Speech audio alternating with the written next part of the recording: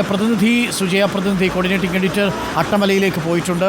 അട്ടമലയിൽ നിരവധി പേർ കുടുങ്ങിക്കിടക്കുകയാണ്. നമുക്ക് അട്ടമലയിൽ നിന്നുള്ള ദൃശ്യങ്ങളും സുജയ പാർവതി തയ്യാറാക്കിയ ഒരു റിപ്പോർട്ടും വളരെ വേഗം കണ്ടുവരാം. ഇപ്പോൾ ഇത് ചൂരൽമലയിൽ നിന്നുള്ള ദൃശ്യങ്ങളാണ്. ഇതിന് കുറുകെയാണ് ബെയിലി പാലം ഇനി നിർമ്മിക്കേണ്ടത്. ഇവിടെ മണ്ണെടുത്ത് മാറ്റി അവിടെ ബെയിലി പാലം ഇന്നു മുതൽ നിർമ്മിച്ചു തുടങ്ങിയാൽ നാളെ വൈകുന്നേരത്തോടു കൂടി നമുക്ക് ഈ ബെയിലി പാലം തുറന്നു കൊടുക്കാൻ സാധിക്കുമെന്നാണ് ആർമി നമ്മളെ അറിയിച്ചിരിക്കുന്നത്. നമുക്ക് അട്ടമലയിലേക്കൊന്ന് പോയി വരാം. സുജയ പാർവതി തയ്യാറാക്കിയ ഒരു റിപ്പോർട്ട് കണ്ട് വേഗം മടങ്ങി വരാം. മുണ്ടക്കൈ ഭാഗത്ത് ഉരുള് പൊട്ടിയതിൻ്റെ ഏറ്റവും ടോപ്പിലേക്ക് നമ്മൾ വന്നു കഴിയുമ്പോഴേക്കും ഇവിടെയൊക്കെ ഇങ്ങോട്ടേക്കൊക്കെ ഇപ്പുറത്തുള്ള മലകൾ, ഒപ്പം തന്നെ എൻ്റെ എതിർവശത്തുള്ള മലകൾ, അതായത് കണ്ടോ ഇത്രയും ഭാഗത്തേക്ക് ഇവിടെ ഈ ഉരുള് പൊട്ടിയത് എത്തിയിട്ടുണ്ട്. ഈ വലിയ പാറക്കഷണങ്ങൾ, ഈ പാറക്കഷണങ്ങളിൽ തട്ടിയാണ് ആളുകൾ ഛിന്ന ഭിന്നമായി ചാലിയാർ പുഴയിലൂടെ ഒഴുകി പോത്തുകല്ല് ഭാഗത്തൊക്കെ എത്തിയത്.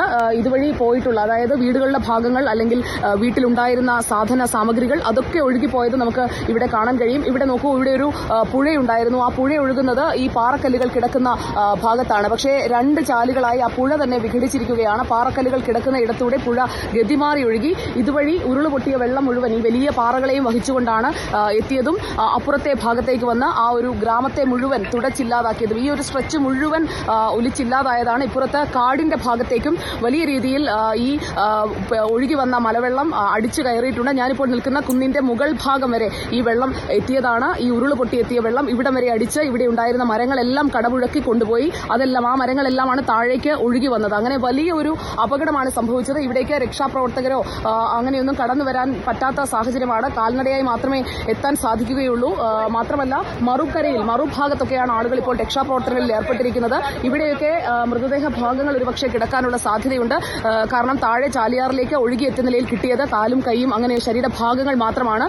ആളുകൾ മുകളിൽ, അതായത് ഈ മലയുടെ മറുഭാഗത്ത് നിന്ന് ഉരുള് പൊട്ടി വന്ന ഭാഗത്ത് മുഴുവൻ പാറ ഇപ്പൊ നിറഞ്ഞിരിക്കുകയാണ്. ഈ പാറ കഷ്ണങ്ങൾ നിറഞ്ഞ ഭാഗത്തു കൂടിയാണ് ആളുകളും ഒഴുകി വന്നത്. അവിടെ ഉണ്ടായിരുന്ന വീടുകൾ, അവിടെ ഇപ്പോൾ ആ ഒരു ഹൈസ്കൂൾ മാത്രമാണ് അവശേഷിക്കുന്നത്. ആ ഒരു സ്കൂളിന്റെ ഗ്രൗണ്ട്, ഒപ്പം തന്നെ ഈ താഴെ പുഴ ഒഴുകിയിരുന്ന ഭാഗം, അവിടെയെല്ലാം ഈ കുത്തൊഴുക്കിൽ പെട്ടുവന്ന മരങ്ങളും ഒപ്പം വലിയ പാറകളും, വലിയ പാറക്കഷ്ണങ്ങളാണ്, പാറക്കൂട്ടങ്ങൾ തന്നെ വന്ന് അടിഞ്ഞത് നമുക്കിവിടെ കാണാം. ഇതെല്ലാം മനുഷ്യരെയും കൊണ്ടാണ് വന്നത്. അത്ര വലിയൊരു അപകടമാണ് ഇവിടെ ഉണ്ടായത് എന്നത് വ്യക്തമാണ്. ഈ ഒരു ഭാഗത്തേക്ക് രക്ഷാപ്രവർത്തകർക്ക് എത്തിച്ചേരുന്നതിനോ ഈ കല്ലുകൾ മാറ്റി നോക്കുന്നതിനോ ഒന്നും സാധിച്ചിട്ടില്ല. നമ്മൾ ഇപ്പോൾ ഇതിന്റെ ഏറ്റവും മുകളിലാണ് നിൽക്കുന്നത്. ഇവിടെ നിന്ന് നോക്കുമ്പോൾ ഈ ഉരുൾപൊട്ടലിന്റെ വ്യാപ്തി നമുക്ക് പൂർണ്ണമായും എത്തിക്കാൻ കഴിയും. ഇവിടെ നിന്നുള്ള കൂടുതൽ ദൃശ്യങ്ങളും വിവരങ്ങളും ഉടൻ റിപ്പോർട്ടറിൽ നമുക്ക് എത്തിക്കാം.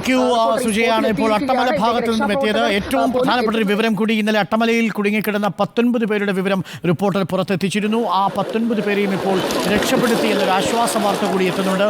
ഈ ദുരന്ത